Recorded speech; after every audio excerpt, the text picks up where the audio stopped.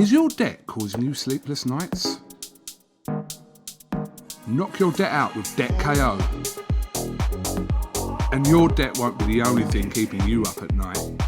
Debt KO, free impartial advice on all your debt.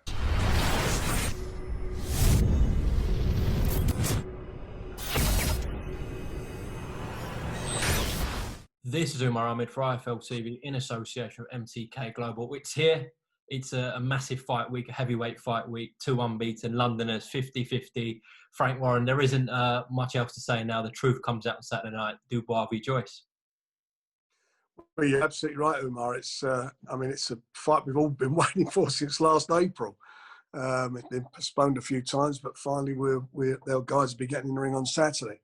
And there's a lot on the line for it. You know, British, European, Commonwealth, WBC silver belt, and the WBO number 2 spot. So this is a massive fight for both of them, and the winner of this goes into next year with all those belts. So I'm expecting something a little bit special on the night. Just quickly talk me through the decision to have this at the Westminster Church House, a beautiful setting. Well, it is a fantastic setting, and the reason we were trying to be a little bit innovative. Basically, a studio's a studio, as I've always said, but we struggled to get into BT Studios for this one, and York Hall was a bit of a problem. So my son Henry found the venue, and it's got tremendous history.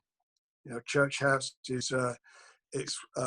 goes back many years. Parliament has sat there in the war. The first ever NATO meeting was there.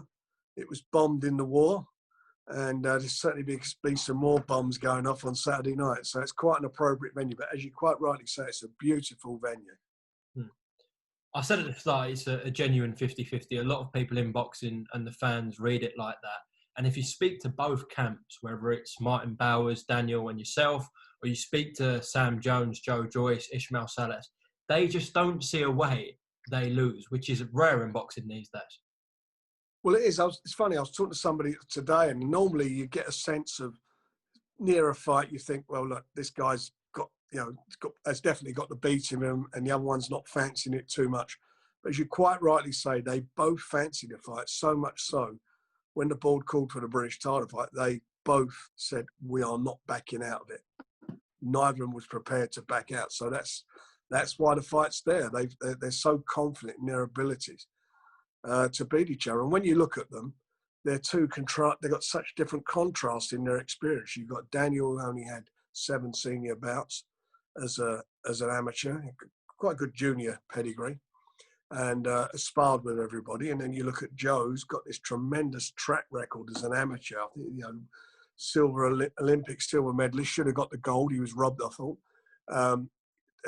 I think he was European gold medalist, champion, Commonwealth medalist. All the way through. He's got a tremendous amateur pedigree. Fought with everybody who's there. Probably most of the guys who turn pro now fought with him as an amateur. And can this young kid, this new kid on the block, has he got what it takes to beat Joe? We know he can punch. We know he can box. Or is Joe's experience going to be too much for him? And Joe can punch and box too. He stopped 10 of his 11 opponents. And Daniel only has one guy who's gone the distance with him. So I think it's going to be a very intriguing fight. And for me, it's going to be a fight about who can stamp their authority on the fight at the beginning. Because it's not just going to be they're going to just go in throwing bombs at each other. Although that could happen. But I think it's going to be who can stamp their authority on the fight and then start unloading. I don't think it's going to go the distance, whatever happens. Okay. Perhaps the only people who see a clear winner are the bookies. Are you surprised, given Joe's pedigree and the fact that he's got some world-class wins at professional level and one of the best amateurs to come out of the country, the bookies have it in such favour to Daniel? Are you surprised? Look, bookmakers obviously make their book according to how they see the fight, and that's how they see it. 3-1, I think, as Joe said, is a bit disingenuous to him. This is a tough fight. It's not going to be easy. I fancy Daniel, as I've said, but he's going to, for him to win, he's going to be at his best plus. Each fight he's learned from. He's brought something different to the ring each time he fights. and he's got, you know, that experience that he's gained as a pro, and that sort of tunnel vision he's got. He's got to really, I'm sure he'll be focused, but he's got to bring all that game plan to the table. And I know Martin's been working extremely well with him on their tactics, and obviously Joe will be doing the same thing at his end. But you know, to win the fight and to show that the bookmakers are correct in the odds that they're giving, Daniel's really got to make, you know, from the first round onwards, has got to really jump on him and keep that momentum going all the way through. Just keep it down. Can't afford to slack off.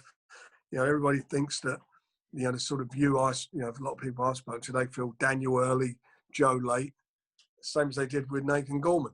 But you can't underestimate, and I'm certain Joe won't, you can't underestimate Daniel's boxing ability. He's got a superb jab, and he's got a variety of punches. He's learned that over the course of his very short professional career.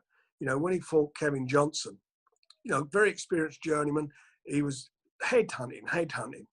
But you look since that fight, tremendous shots to the body now. He's throwing some really good body shots, variation. So he learns. He's no fool, you know, and with, you know, Martin in there working with him, he's gone from leaps and bounds, and so much so for me at this stage, as of today, he's the best young heavyweight I've seen from this country. Now, Saturday will determine if he's going to be better. To be fair, the only time we've seen Joe-Joyce hurt in a ring is that left to the body that Brian Jennings threw in the first round. I'm sure Daniel will be looking at that shot. I'm sure he would. I mean, obviously, you know, it's been well spoken, but Joe came for it and went on to do what he had to do. The other thing is now, in this lockdown, Joe, I haven't seen him, but I see that photograph of how his body's changed. So he's not carrying some of that, you know, that weight he was wearing. So is that another ponderable? Is that going to affect his speed? Is he going to be faster? Who knows? We'll see on Saturday. Of course, we know the significance that Dubois is just behind Usyk in the WBO, and practically the winner of this fight is in line for a world title next year. However, I don't think this question's been asked. If the fight is a barnstormer, everyone's talking about it afterwards, it's a close fight, it's controversial, could we get a rematch next year? Look, if it's a barnstormer, you know there's going to be a rematch. That's what happens. That's what the public want, and that's what we'll want. And both fighters will want that. They'll want it. This fight is so similar to George Groves and James DeGale, of course, the fight you put on, where we saw DeGale lose a close fight, and he went on first to win a world title and dominate the sport. And of course, George Groves won a world title after that. So the loser has still got a massive future in the sport. Look, of course he has. I mean, absolutely. There's no doubt about that. I mean, I can even tell you one better than that. I didn't make the match and I was against it, but Amir Khan and Breeders' Prescott. Amir got absolutely poleaxed in that first round. Within a couple of fights, I got him back in the swing and got him into the position to fight for a world title. So it's not the end.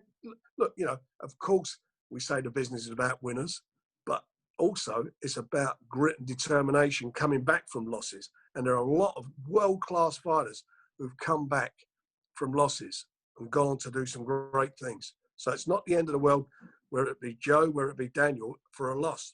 That's not the end of the world. It's great for the winner. 2021 for the winner is going to be like, well, they're going to get some Christmas present, aren't they, the winner? So that's going to be great for them, but it's not the end of the world for the loser either. No, it isn't, but they're still putting their rose on the line. So well done to Joe and Dan. Absolutely. Take your hats off to them. And of course, well done to yourself and BT as well for getting this on so early. Frank, next week, Lyndon Arthur and Anthony Yarde, of course, meet in the ring. Could we have fans there, or is it too soon to turn around? I'll tell you what we're going to do. I've been thinking about it. I'm not going to sell. We will have fans there, but we're not going to sell tickets.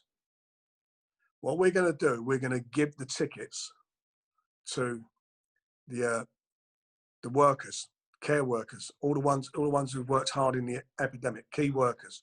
So we're going to, obviously we can't get everybody in there, but we're going to, that's the audience to be made up of them. And I'm inviting along also the Chelsea pensioners, because they weren't able to go and celebrate Armistice Day earlier this month. So that's going to be our invited audience. We're inviting our audience. That is what's going to happen. No tickets for sale, but we will have the public there, but they're going to be guests of ours as a thanks for all what they've done. That's a great touch there, Frank. Do we know how many roughly can attend next Saturday? We don't know. We can find out. I think it's going to be about 1,000, isn't it? Whatever it is. I'm not sure what the number's going to be. I think we find out some tomorrow. But whatever it is, that's what's going to happen. Okay. But yeah, next year with this vaccine coming in place, these new rules allowing fans, you're hopeful that you're going to start selling tickets next year, Frank? Look, we got, it's quite, at the moment, there's a debate going on whether they should actually be doing anything at the moment, whether we should continue with a lockdown. And they're saying that, this could cause another spike. I hope that's not the case. My mind is that hopefully we can get some bums on seats in the first quarter of next year. But it looks to me, realistically, we got a chance of full venues at the end of March, April, provided they start vaccinating people before then. I think we've got a good chance of getting back to some form of normality as far as a live audience is concerned. Okay. Next week, Tyson Fury was due to box. A week or so ago, we learned that wasn't going to be the case. Just talk me through why Tyson isn't fighting on December 5th, Frank.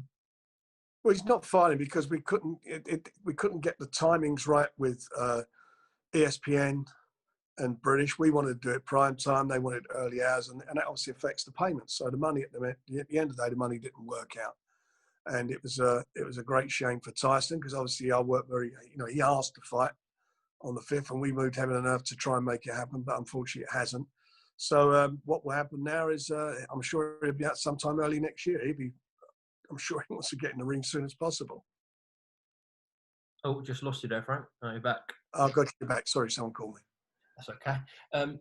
Okay, so you said that the money wasn't just there. Did you consider, or BT consider, maybe increasing the price of the pay-per-view to generate that revenue for Tyson? No, it wasn't a case of that. It was a case. Look, you have a certain price model that you can work to. You can't just turn around. The difference would be so much. You'd have to be charging like 40 quid, and that doesn't work. The fact is, it needed a live gate, and it just didn't. It couldn't stack up. It was announced last week that Anthony Joshua Aj-Pulev will be $24.95 on Sky pay-per-view when it's normally $19.95. I know the Ruiz rematch was $24.95, but it was sold as because the fight's so big. This is why the price has gone up. What did you make of that decision by Sky? Look, I can be the fan's friend and say it's a liberty. I can do all that and slag Matchroom off into the ground, but I've got to be realistic. Everyone's got to be realistic about it. You want to see Anthony Joshua. This is how it works. The only way it's going to happen is for Anthony Joshua to take less money. That's really the bottom line. He's a world heavyweight champion. Is he prepared to do that? Obviously, that's not the case. And they haven't got a live gate. None of us have got a live gate, and you've got to make it work. And that's the only way it can work. So that is it. If that fight with Tyson had taken place on the 5th, that would have been about the price mark we'd have been at. So I'm being very honest about it. That's what we'd have been at. Fair play, Frank. And I understand where the fans are coming from. I do appreciate that. But we're in a unique position at the moment. And I'm not going to be trying to score points and talking bullshit over that. Frank, just before we go on a more positive note, give me the last sell. BT Sport 1 this Saturday night from 7:30. You should be tuning in to Dubois-Joyce. But if you're thinking about it or considering not, why should you, Frank? That venue, I said to you earlier, it's been bombed. It's where the announcing of the Bismarck was sunk by Winston Churchill. It's going to be a historic night, another historic night. Lots of bombs are going to be thrown. And there's going to be a fighter coming through that who's going to be the next big thing. He's going to be named as being the next big thing in boxing. The next big thing. He'll be the man. He'll be the next big man. Well, this weekend we'll find that if that's Dubois or Joyce. Frank Warren, thank you very much for talking to IFL TV. I'll see you when I see you. I'll see you when I'm looking at you. See you Saturday. Thanks, Frank. So, mate. Be good. You okay? Yeah, all good, all good. Oh, everything. We're just waiting for our results now, but I know I'm clean. I've had it back from Darren. All right, see you next weekend. Thank you, Frank. See you. Is your debt causing you sleepless nights? Knock your debt out with Debt KO. And your debt won't be the only thing keeping you up at night. Debt KO, free impartial advice on all your debt.